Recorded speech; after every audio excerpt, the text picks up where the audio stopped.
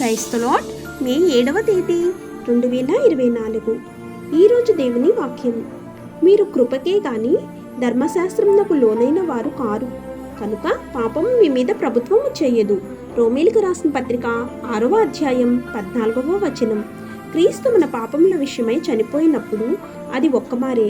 క్రీస్తు మన పాపముల నిమిత్తం మరణించి 3వ దినమున లేపబడి ఉన్న సువార్తను నమ్ముటకే తప్ప మరేమీ లేదు. క్రీస్తుని విశ్వసించే ఫలితం ఏమిటంటే మనం సాతాను రాజ్యం నుండి తొలగించబడి దేవుని కుటుంబంలోనికి శాశ్వతంగా ఉంచబడ్డాం. క్రీస్తునందున్న వారి ఫలము అనగా క్రీస్తునందు సిలువకు మన రెండవ అర్థం కలదు. క్రీస్తు మన పాపమునకు మరణమాయెను, అందువలన పాపము నీ మీద ప్రభుత్వం చేయదు. నీవు కృపకే లోబడి ఉన్నావు. క్రీస్తు మన దైనందిన జీవితంలో పాపపు శక్తిని విచ్ఛిన్నం చేయడానికి మరణించాడు. అంటే అవిశ్వాసంలో ఉన్నట్లుగా మన జీవితాల్లో పాపానికి మనపై అధికారం లేదు. ఆమేన్. God bless you.